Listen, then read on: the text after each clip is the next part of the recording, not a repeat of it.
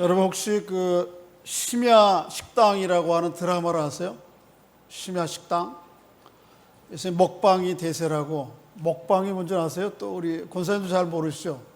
먹는 거 방송하는 게 먹방입니다, 줄여서. 심야 식당이라고 하는 게 있어요. 우리나라의 어느 방송국에서 드라마를 시작했어요. 근데 사실은 이게 일본 드라마였고요. 일본 드라마로 만들기 전에 일본 만화예요, 만화. 옛날에 우리 여러분 혹시 중년층에서 식객이라고 하는 영화 허영만이 아시죠? 그런 비슷한 건데 그 아베야로라고 하는 원작의 만화를 드라마로 만든 것인데 이거를 우리나라에 이제 미국의 일본에서도 선풍적인 인기였으니까 우리나라에서 다시 또 드라마 형식으로 지금 만들어서 드라마 방송을 하고 있어요. 심야 식당 몇 시에 문 여느냐면 밤 12시에 문 열어요. 그리고 아침 7시에 문을 닫아요. 거기에 오는 손님들이 어떤 사람일지 대강 상상이 되시죠? 밤새 야근하고 그리고 집에 가기 전에 너무 허기는 지고 그러니까 밥 먹으러 가는 사람들 또 뭐 다양해. 거기 오는 사람들이요, 굉장히. 어떤 사람은 새 노처녀가 늦게까지 뭐 그렇게 돌아다니는지 노처녀가 단골 손님이기도 하고 술집에 스트리퍼도 단골 손님이에요. 또 거기 착한 조폭도 와요. 조폭인데 안경 까만 안경 쓰고 이렇게 앉아 있는데 뭐 별로 남들한테 해코지를 안 해. 그냥 말없이 있다가 자기 음식 먹고 또 가고. 근데 이 사람들이 다 한결같이 삶에 시름이 있는 사람들이에요. 밑바닥에 있는 사람, 어려운 사람들이에요.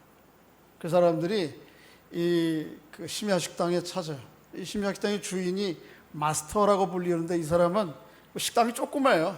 도쿄의 신주쿠시 외곽의 뒷골목에 있는 조그마한 식당이에요. 사람들이 뺑 돌려 앉으면은 자리가 더 없어요. 탁자가 따로 있는 것도 아니고. 그런데 이제 주문을 하면 주문한 음식을 하나씩 이 마스터가 정성껏 만들어 줘서 주는 거예요.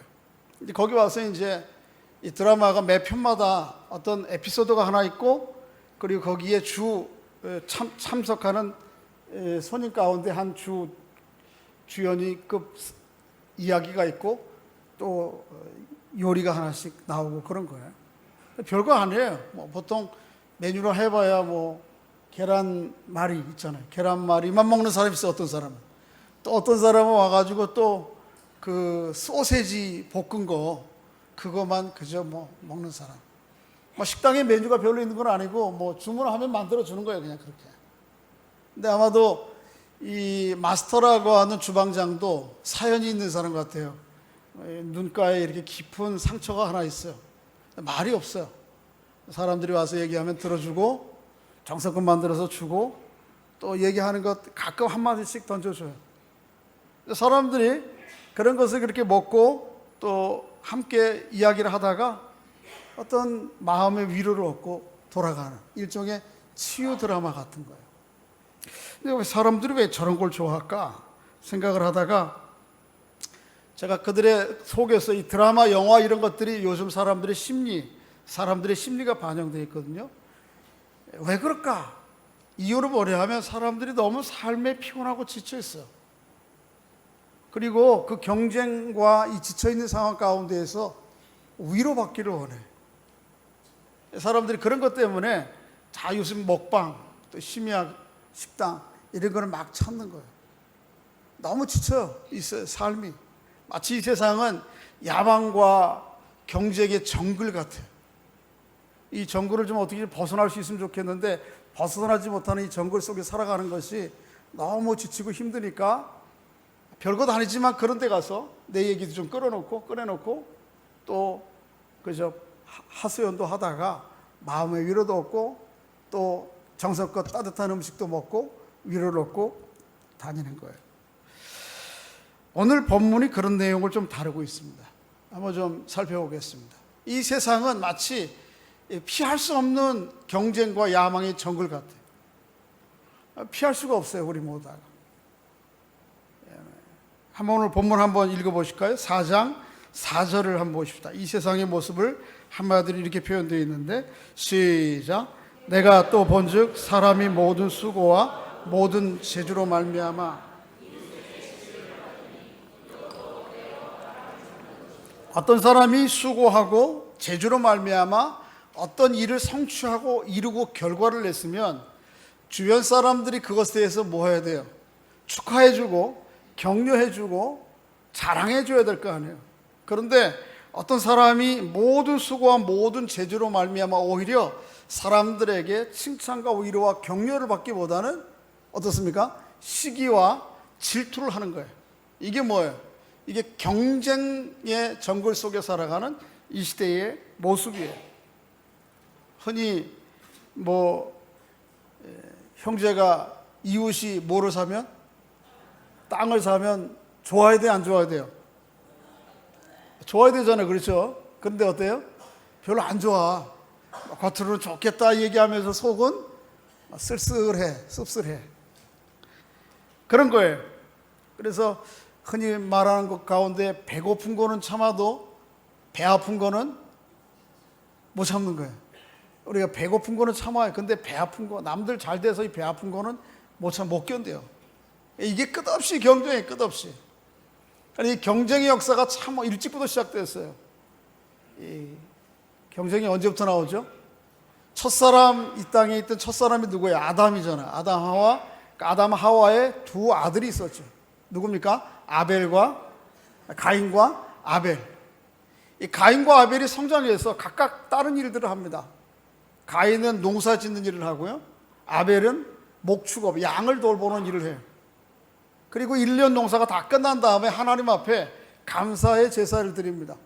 농사 짓는 사람은 물론 자기 농사 짓는 결실을 한 곡식 가지고 하나님 앞에 드리고, 또 양을 기르는 사람 아들 아벨은 어떻게 해요? 양을 가지고 하나님 앞에 제사를 드렸어요. 근데 어떤 이유에서인지 모르는데 하나님께서 가인의 제사는 받지 않으시고 아벨의 제사는 어떻게 하셨어요? 받으셨어요. 그 일에 이 형 가인이 화가 났어요. 마음이 상했어요. 그리고는 하루는 이 동생에게 너 들로 함께 좀 같이 가자. 그렇게 꿰어가지고 들에 가서 돌로 쳐서 죽입니다. 그러니까 최초의 살인은 누구 사이에 나온 거예요? 형제 사이에 나온 거예요.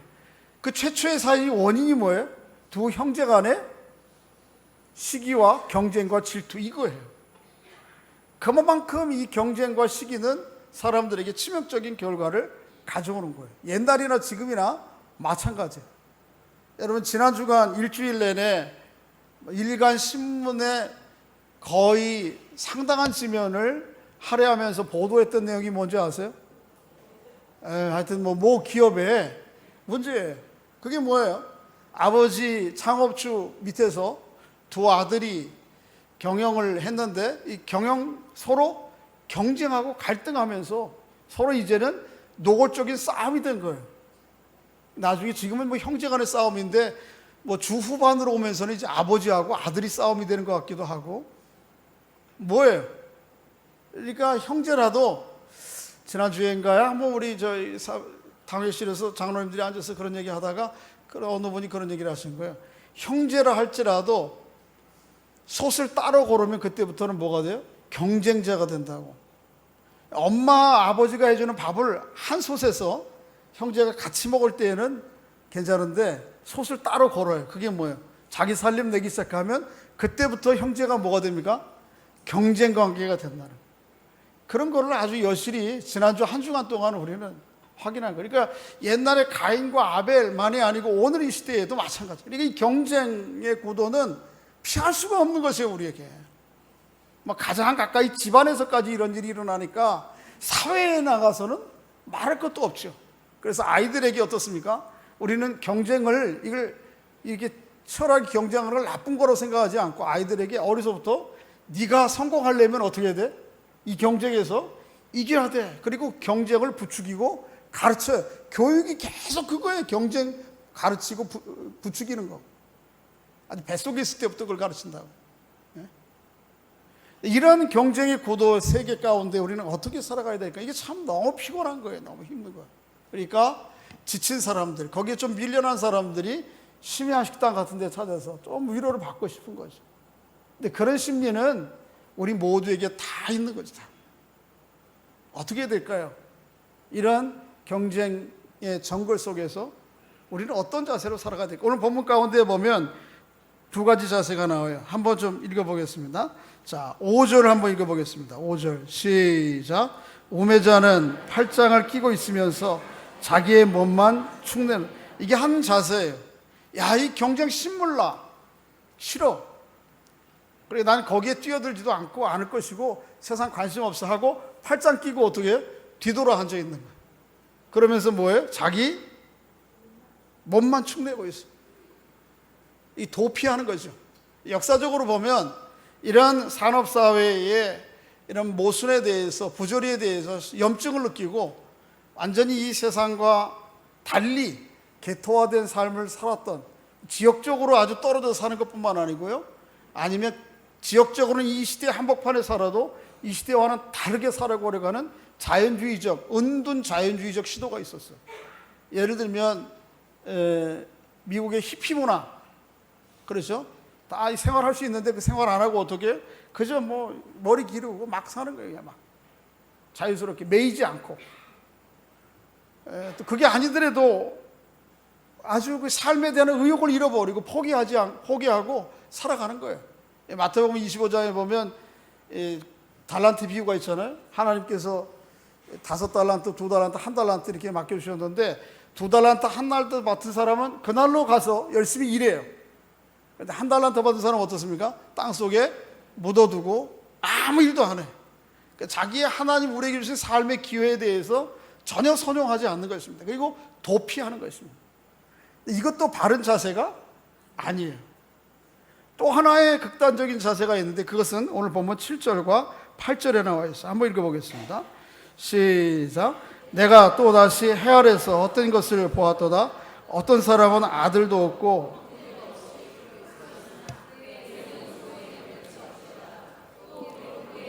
부족하게 여기지 아니하면서 이르기를 내가 누구를 위하여 이같이 수고하고 나를 위하여는 행복을 누리지 못하게 하는가 하여도 이것도 헛되어 불행한 노고로다.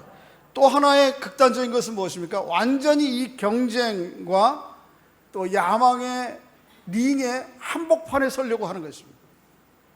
그래서 아주 거기에 몰입하는 거예요. 오로지 내가 이루고 벌고 성취하려고 하는 일을 위해서는 형제도 자식도 보이지 않는 거예요. 오로지 이것만 몰두하는 거예요. 몰입하는 거예요. 이것도 사실은 현명하지 못한 것이에요. 최근에 LG전자에 여러 세계의 우리나라 기업들이 지사가 있는데 프랑스 지사의 한 간부로 있던 분이 책을 썼어요. 10년 동안 LG전자에 프랑스 지사에 근무를 하고 이제 아마 그만둔 것 같아요, 일을. 그분이 프랑스인 에릭 슈르데르라고 하는 분인데 책 제목이 뭐냐 하면 한번 따라해 보겠습니다. 한국은 미쳤다. 뭐예요? 한국은 미쳤다는 거예요. 이 사람이 한국에 대해서 굉장히 처음에는 호감이 있었어요. 그리고 한국의 기업 문화에 대해서 이게 좀 독특한 데가 있다, 이 사람들. 우리하고는 다르고 일반적인 세계 상황과 다르기 때문에 그래서 그걸 굉장히 긍정적으로 좋게 여기고 들어와서 생활을 했는데 한 10년 지나고 나서 내린 결론이 뭐냐면 한국은 미쳤다는 거예요. 왜냐하면 오로지 이를 위해서는 형제도 자식도 없어요. 형제도 자식도 없을 뿐만 아니고 그걸 이루기 위해서는 자기의 몸만 가지는 것도 생각하지 않는 거예요. 오로지 거기에 아주 워커홀릭, 아주 일 중독을 만들고 일에 아주 몰입하도록 만드는 이 한국 사회, 한국 특히 산업 사회에 대해서, 기업 사회 문화에 대해서 아주 혹독하게 얘기를 하는 거예요. 그 구체적인 에피소드 가운데 하나는 이것입니다. 자기가 직장 생활을 하면서 하루는 자기 동료 가운데 하나가 너무 과로해가지고 쓰러져서 병원에 갔어. 쓰러져가지고 병원을 간 거지. 그래서 수술을 했어요. 그런데 거기에 이제 동료들이랑 상사들이 문병을 갈 거 아닙니까? 문병 가서 이 직장 동료, 상사가 의사에게 묻는 첫 질문이 뭔지 아십니까? 이 사람이 언제쯤 회복해서 업무에 복귀할 수 있겠습니까? 이거예요. 야, 이 일을 하다가 쓰러져가지고 지금 사람이 죽느냐 사느냐, 몸이 불구가 되느냐 아니냐 이런 상황인데, 야, 너 너무 그동안 힘들었겠다. 좀 얘기하지, 힘들었으면 나한테 이거 얘기해야 될 거 아니에요. 근데 가서 의사한테 이 사람 얼마 지나면 다시 업무 복귀할 수 있겠습니까? 이게 첫 질문이라는 거예요. 이걸 보면서 완전히 자기는 뭐라 그래, 정신이 나간 거예요. 정신. 그러면서 이 한국이라고 하는 사회가 이렇게 돌아가요. 남의 얘기 안 해요. 오늘 우리 얘기. 그래서 우리도 모르는 사이에 그 경쟁과 야망의 정글 속에 자꾸 우리 자신도 떠밀어 놓고 우리 자녀들도 막 떠밀어 넣어. 애들 뭐 하여튼 한국 아이들처럼 뺑뺑 도는 애들이 어디 있어요 지금. 아침에 학교 갔다가 점심에 애들이 학교 끝날 때 되면 엄마가 도시락 싸준 거 간식 싸가지고 또 학교 앞으로 가서 간식 먹인 다음에 이 버스 1번 버스 타. 1번 버스 타고 나면 2번 버스 앞에 가서 기다리고 3번 버스 타. 그리고 뺑글 돌다가 우리 전도사님 애가 5살이거든요. 하루는 제가 그랬어요. 전도사님한테 애기하고 시간 갖는 시간이 그렇게 나중에 많지 않으니까 지금 할 수 있는 대로 애들이랑 시간을 많이 가져라. 그랬더니 전도사님이 월요일날 쉬잖아요. 우리 교육자들은. 그러니까 월요일날은 어린이집을 갔다가 그날만은 좀 일찍 일부러 오게 하는 거예요. 오후에. 원래는 하루 종일 있다가 뭐 또 학원도 어디 갔다 온다는데 그날은 자기가 시간이 나니까 시간을 내서 일찍 가는. 그래서 월요일날 약속을 했대요. 너 오늘 좀 일찍 올래? 아빠랑 좀 놀게? 그랬더니 그렇겠다고. 너 오늘 아빠랑 일찍 와서 뭐 할래? 그랬더니 나 좀 쉬고 싶어. 나 낮잠 좀 잘래. 우리 전도사님의 사모님 계시나요 여기? 할머니 할아버지 계시나요? 나 좀 오늘 아빠 쉴래. 나 좀 낮잠 좀 자고 싶어. 5살짜리가 그걸 들으면서 야, 이게 우리 사회구나. 그래서 5살짜리가 뭘 그렇게 스트레스가 심어서 나 좀 쉬고 싶어. 낮잠 잘래. 이게 소원이라고.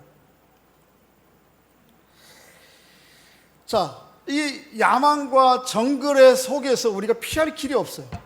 둘 중에 하나는 완전히 도피해서 이 세상을 담을 쌓고 살든지 아니면 완전히 몰입해서 나도 거기에서 승부를 보든지. 우리 이 길이 우리에게 오늘 본문에 제시되어 있습니다. 오늘 본문에 이거와 조금 다른 길이 하나 또 제시되어 있습니다. 그게 6절이에요. 한번 읽어보세요. 6절 시작. 두 손에 가득하고 수고하여 바람을 잡는 것보다 한 손에 가득하고 평온함이 더 나으니라. 저를 보세요. 두 손에 가득하고, 두 손에 가득 찼다는 말은 뭐예요? 내가 이거 꼭 잡아야 되겠다. 제 표현으로 얘기하면 두 손만이 아니고 입으로도 하나 물었어. 두 손도 움켜쥐고 모자라가지고 뭐예요? 입으로도 물고 막 바등바등 하는 것보다 한 손에만 쥐고 평온한 것이 더 낫다. 그렇게 악착같이 뭘 쥐고 이루려고 하지 마시고 그 경쟁에 여러분과 여러분 자녀들을 밀어넣지 말라는 거예요. 우리 예수 믿는 사람들이 이 경쟁과 야망의 정글에서 한 발 뒤로 물러나야 돼요. 그래서 한 손에 내가 저 사람보다 쥔 건 많지 않지만 그래도 또 남은 손 한 손 가지고 뭔가 할 수 있음으로 인해서 참 행복과 의미들을 가져야 돼요.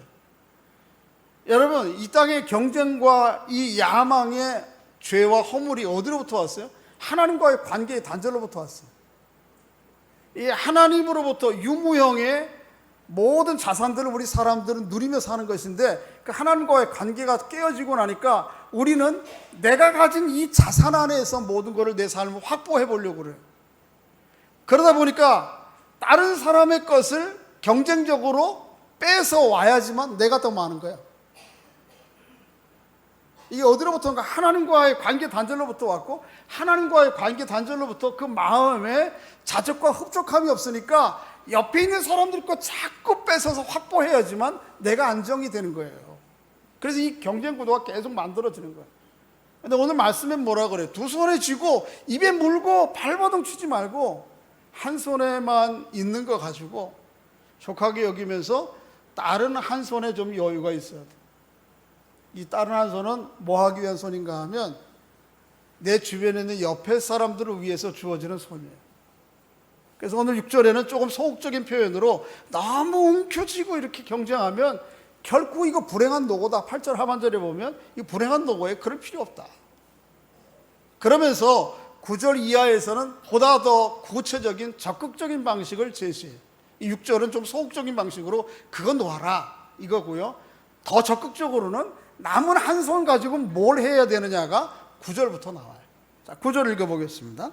시작. 두 사람이 한 사람보다 나음은 그들이 수고함으로 좋은 상을 얻을 것이다. 일이 아니고 누구예요? 사람이에요. 성취가 아니고 뭐예요? 관계예요. 사람들의 진정한 행복은 거기에서 오는 거예요. 움켜쥐는 것이 아니고요. 이 일과 성취가 아니고 관계예요. 사람이에요, 사람.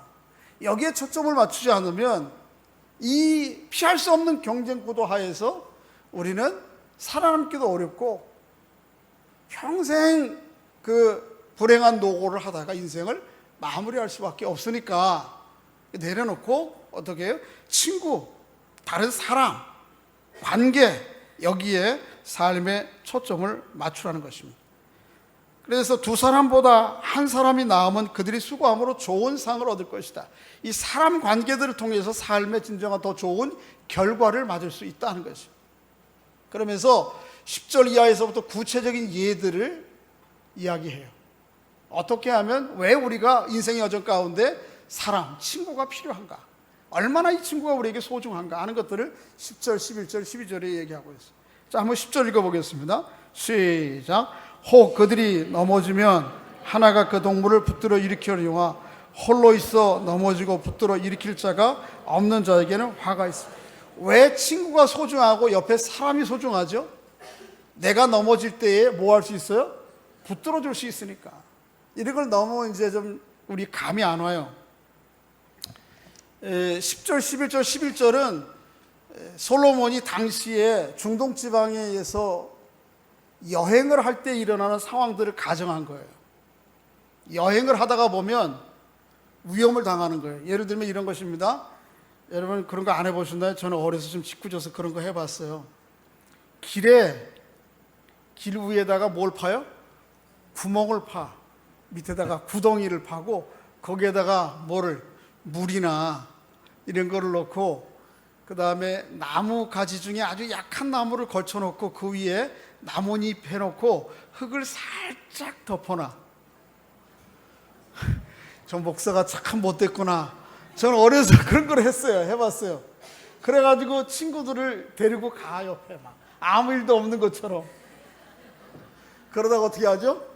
펑덩 빠지면 막 거기에 깨끗한 물도 아닌 막 오물 이런 거. 그리고는 어떻게 해요?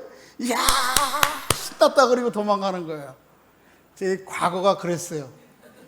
목사 삼아주신 거 하나님 참 감사하죠.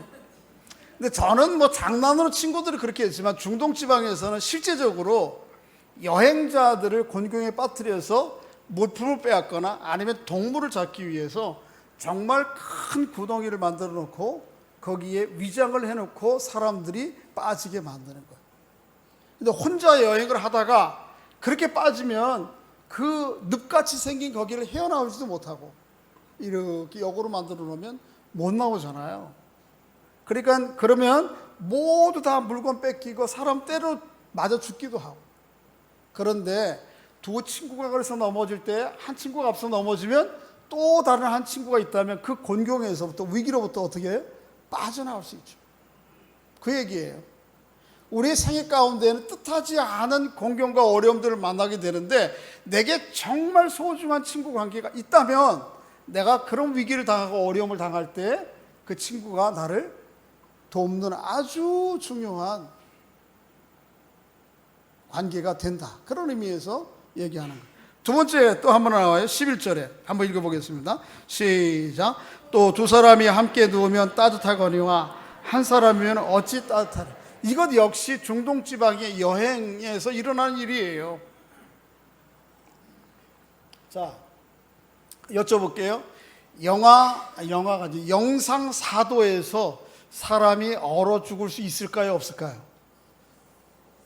영상사도에서. 자, 있다 그런 분, 없다 그러는 분. 아마 이제 제가 질문을 했으니까 의도를 아시고 항상 역으로 생각하잖아요, 그렇죠? 지난해에 영상사도에서 인도에서 얼어 죽은 사람이 수십 명이에요. 왜 그렇죠?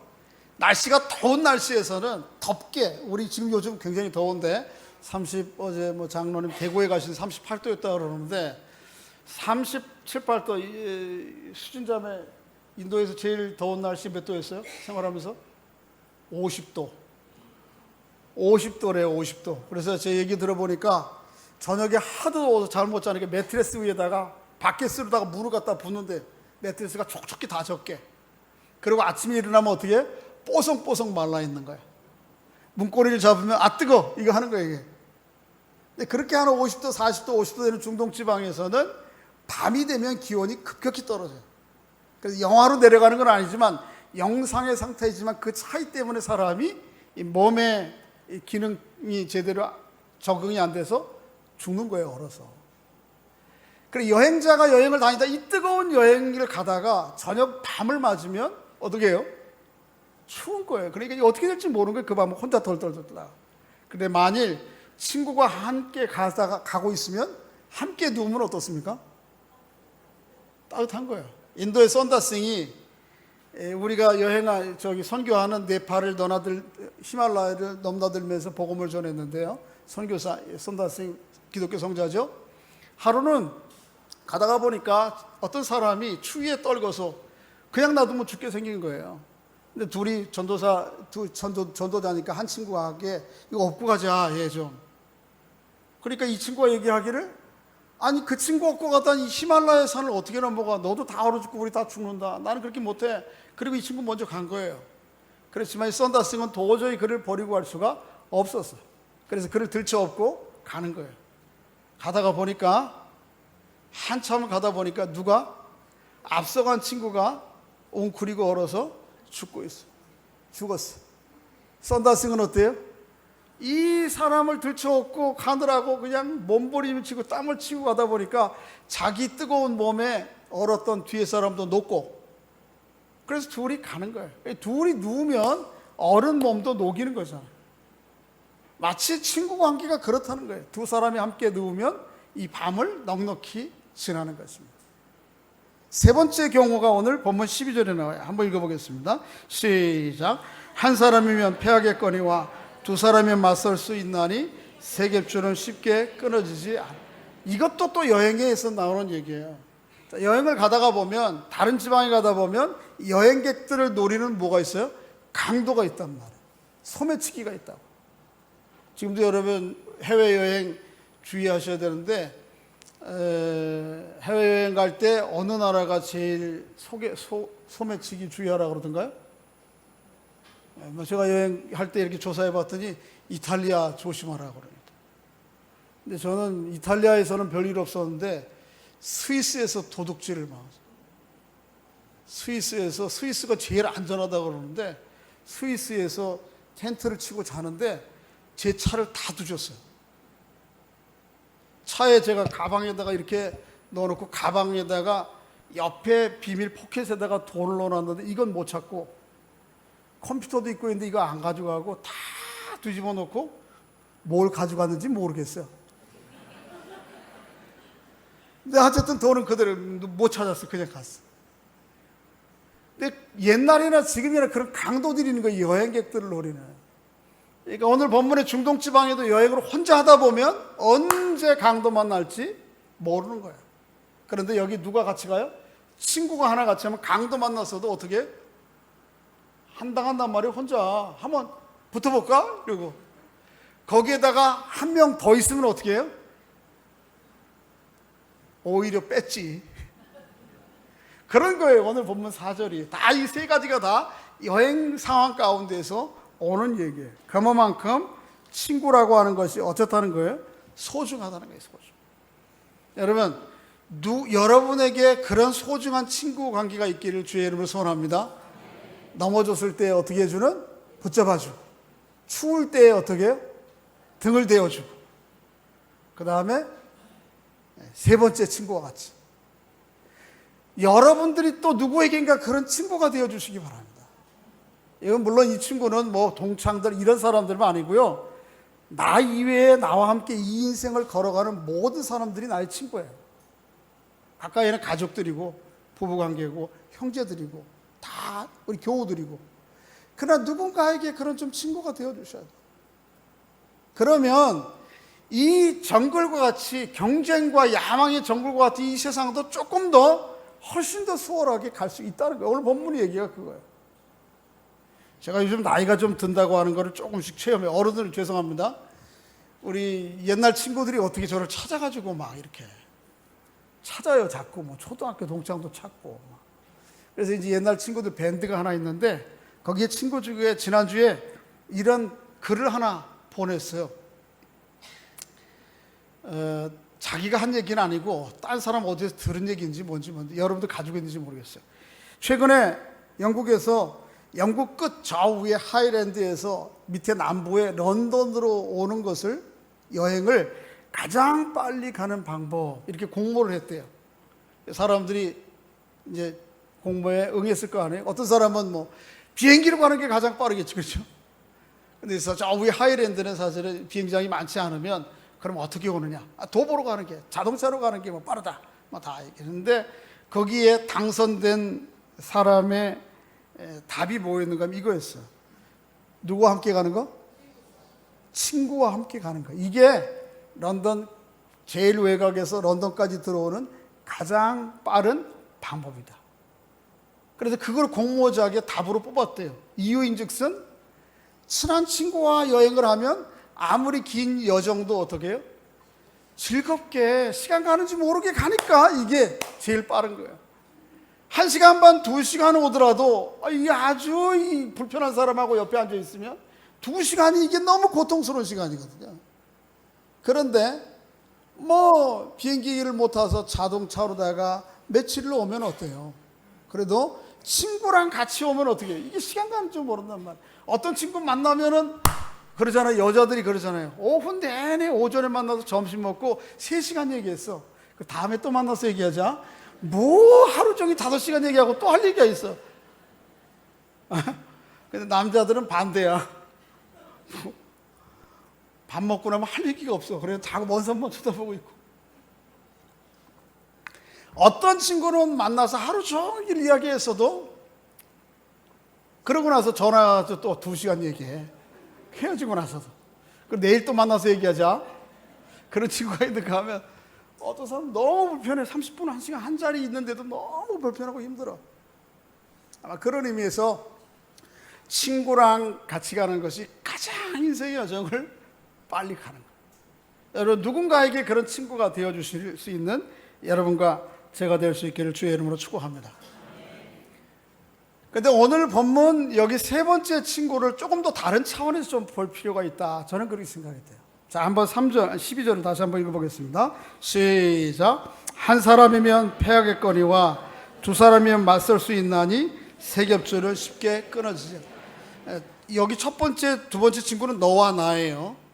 그런데 여기 세 번째 친구가 나와 여러분 같은 또 다른 친구겠는가? 우리가 이렇게만 봐야 되는가? 그거 좋아요. 나쁘지 않아요. 친구 셋이 그렇게 진정한 우정을 나눌 수 있다면 얼마나 좋습니까만은, 자, 보세요. 아무리 친한 친구라도 한계가 있어요. 인간의 친구는, 사람들 사이에 인정의 친구는.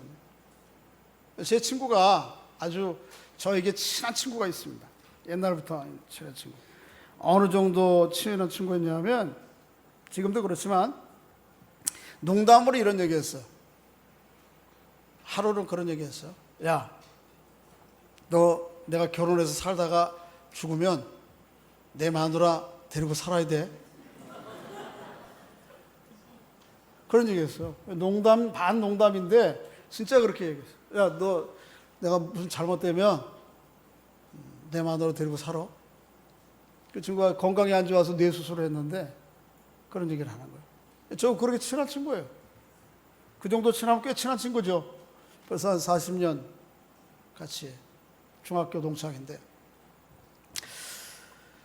근데 하루는 그 친구 이제 그래 자주 만나고 연락도 하고 뭐 형제같이 지내고, 제가 없을 때 저기 시골에 가서 제 어머니 아버니 찾아서 인사도 드리고, 저는 못 가도 지는 가서 인사드리고, 또 어머니 아버지는 또 우리 아들의 친한 친구가 왔다고 뭐 그 어머니가 저한테 자꾸 그런 얘기 하세요. 하루는 한겨울에 갔는데 내복을 안 입고 갔대나?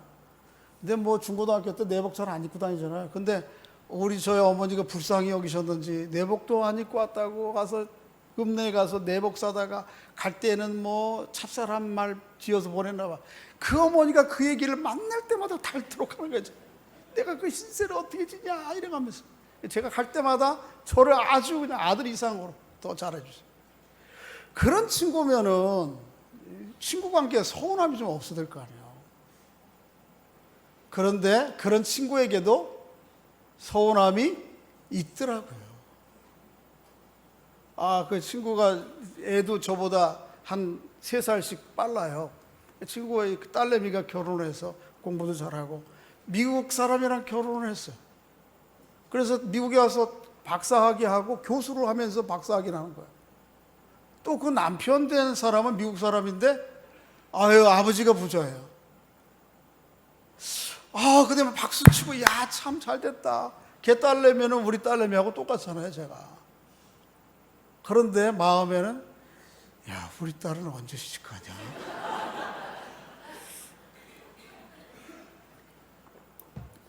언제 시집가는 게만 그게 문제가 아니고 약간 조금 약간 좀 기분이 묘한 생각이 있다. 저만 그럴까요? 저만 그런지 뭐 저만 그러면 좋겠어요. 그걸 보면서 뭐냐 하면 사람은 아무리 가까워도 친구여도 그 우정에는 한계가 있다는 거예요. 인정에는. 네? 그러니까 이 사람 관계를 잘 최선을 다해서 힘써야 되지만 이 인정의 친구 관계로 끝나면 안 된다는 거예요. 우리의 모든 우정의 관계에 또 다른 친구 한 분을 이 제3의 여기 오늘 12절에 보면 두 겹줄이 아니고 세 번째 되는 그 존재가 우리 안에 들어오셔야 된다. 그 친구 중에 친구가 누구죠? 요한복음 15장에 보면 예수님께서 그렇게 말씀하셨어요. 13절 14절에 한번 따라해 보겠습니다. 너희는 내가 명하는 대로 행하면 나의 친구라.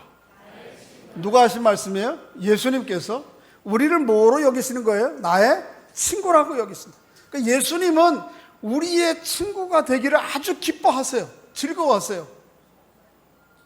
빨리 끝내려는 건가 보다.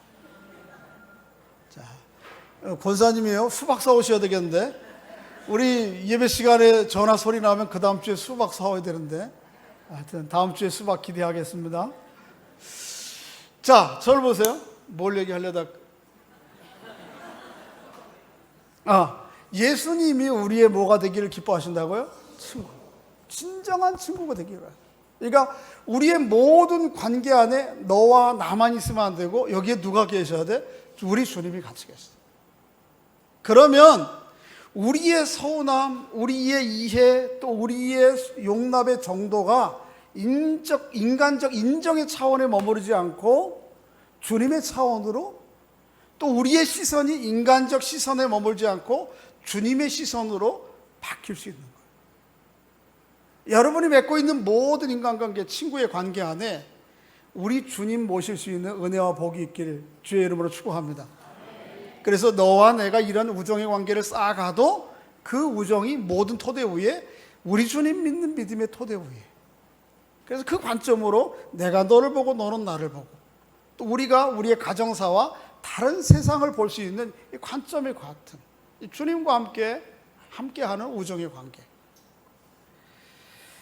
누가복음 24장에 보면 예수님께서 십자가에 죽으신 다음에 달리신 다음에 두 친구가 낙심을 하고 자기 고향으로 갑니다.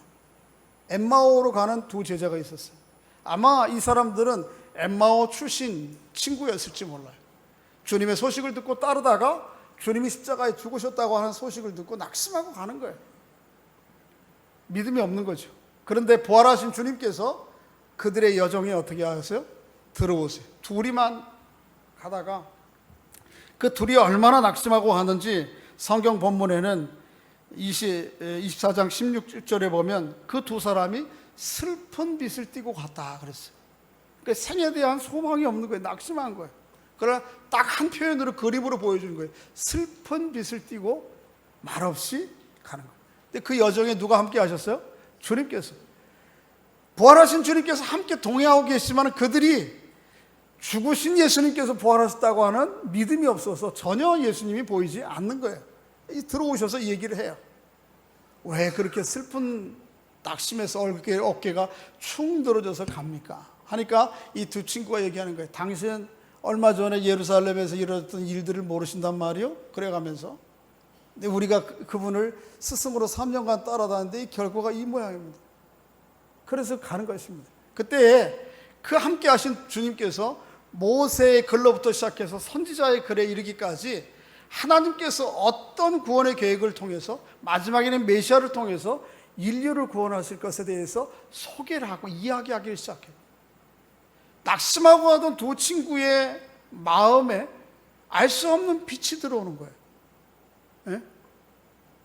그리고는 도착했을 때에 우리 함께 여기서 머물면서 얘기를 좀 더 해주십시오 할 때에 주님께서 나는 내 길을 가겠습니다. 그리고 떠나시죠. 떠나고 난 다음에 이 두 친구가 깨닫습니다. 아, 저분이 부활하신 주님이시구나. 그러면서 말하기를 오늘 본문 누가복음 24장 32절 말씀에 보면 그렇게 얘기해요. 서로 말하되 길에서 우리에게 말씀하시고 우리에게 성경을 풀어주실 때에 우리의 속에서 마음이 뜨겁지 아니하더냐. 이 슬픈 빛이 무엇으로 바뀌었어요? 뜨거운 마음으로 바뀌었어요. 회의와 의심의 깊은 낙심과 절망의 길이었는데 뜨거운 마음으로 바뀌어서 그들이 다시 돌아왔던 예루살렘을 향해서 뛰어가는 거예요. 이게 뭐예요? 뭘 보여줘요? 아무리 친한 두 친구라도 이 우정에는 한계가 있는 것이고 이 우정으로 도울 수 있는 일에 한계가 있는데 이 자리에 누가 들어오시면 우리 주님이 들어오시면 이 우정은 다른 차원으로 바뀌어질 수 있다. 여러분의 모든 친구의 관계가 그런 관계로 바뀌어지는 은혜가 있기를 주의 이름으로 축복합니다. 제일 가까이서 누구에게 해야 돼요? 부부에게 해야 돼요. 형제들에게 해야 돼요. 믿음의 형제들 여러분들에게, 주변의 사람들에게. 왜요? 어느 누구도 이 세상은 그렇게 만만하고 쉽지가 않아요. 중과부족이에요. 이 길을, 이 야망과 경쟁의 정글, 이거 포기할 수 없잖아요. 여기 벗어날 수 없잖아요. 죽는 날까지. 근데 이 길을 어떻게 가요? 진정한 친구 통해서 가는 거예요. 그 친구를 통해서 힘을 얻고 엎어졌을 때, 넘어졌을 때 다시 위로를 얻고 다시 길을 가는 거예요. 그런 친구들이 여러분 주변에 좀 많으면 좋겠고, 그 친구들 관계 안에 특별히 누가 함께 하시는? 주님과 함께 하시는 그런 여정 될 수 있기를 주의 이름으로 축복합니다. 자, 이번 주에 제가 한 주간 내내 숙제를 하나 내드릴게요. 뭔 숙제인가 하면 이번 주간 안에 여러분 다 각자의 이름으로 심야 식당을 하나 개업하셔야 됩니다. 심야 식당, 심야 식당이 아니어도 괜찮아요. 오후에만 여는 식당에도 괜찮고 좋은데 여러분이 누군가 그 식당에 초대를 해서 그분과 함께 교제하는 시간을 가지시라요. 어떤 친구에도 괜찮아요. 옛날에 좀 자주 연락 안 했던 친구, 뭐 그런 친구도 괜찮고, 또 혼자가 아니면 우리 목장 모임 식구들, 교우들 몇 사람 좀 초대해도 괜찮아요. 한번 좀 해보세요. 할 수 있으면 집에서 하면 좋은데 집에서 정 안 되면 어느 식당에서 한가사람, 야, 우리 밥 좀 함께 먹자 이렇게 해가지고 어떻게 사니? 별일 없니? 힘들지? 조금만 좀 힘내면 될 것 같아. 조금만 잘 견디자. 이렇게 아주 따뜻한 위로의 말들을 하는, 좀 한번 집에서도 한번 해보세요. 저 일부 예배 때 그런 제안을 했는데, 여러분 오늘 남편 되시는 분들을 한번 다 손들어 봐요. 다른 남자들은 다 여자예요. 중성이에요. 이분들은 오늘 가셔서 이번 주 안에 뭘 하셨냐면 주간 중에서 하루 한 끼, 평소에는 아내들한테 늘 밥 해먹잖아요. 얻어먹잖아요. 그렇죠? 삼시세끼. 예? 근데 이번 주에는 한 주간 여러분이 좀 대접을 해보세요. 아내들을. 한번 물어봐. 여보, 당신이 이 세상에서 먹고 싶은 거 최고 맛있는 건 뭐야? 지우 형제 큰일 났다. 이번 주에 만들어줘야 되겠네. 물어봐가지고 메뉴가 뭔지, 그래서 그걸 여러분이 좀 음식 재료도 구입하고, 그리고 당신은 잠깐 어디 차 마시고 오든지 어디 밖에 좀 놀러 갔다 와. 그리고 몇 시에 들어와. 그래 놓고는 딱 차려놓고 아내를 좀 멋지게 식사 대접을 한번 하시라고. 메뉴가 뭐 대단하지 않아도 괜찮아요. 그 심야 식당에 메뉴 별거 없어요. 뭐예요? 계란말이. 이건 뭐 놔도 뭐.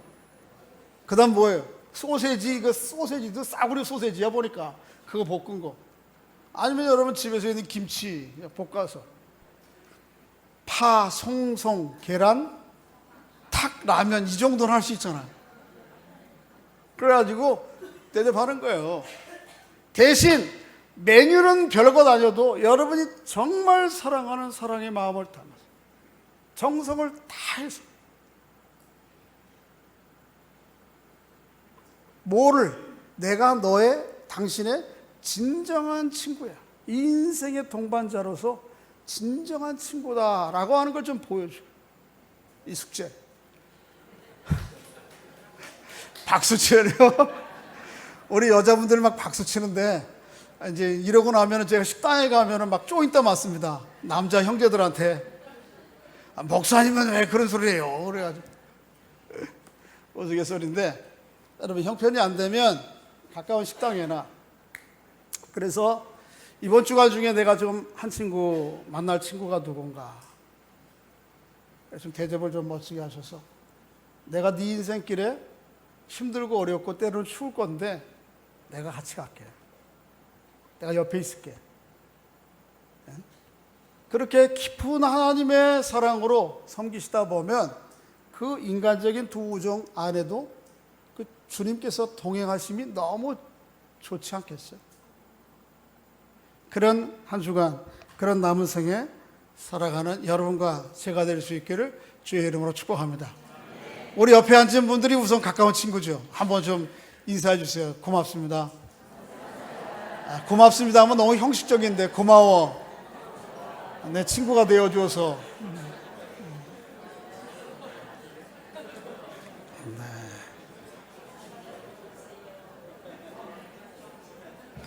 한번 좀 일어나셔서 찬송하실까요? 예수보다 더 좋은 친구 없네 라고 하는 찬양이 있는데, 우리 박수하면서 같이 찬양하겠습니다.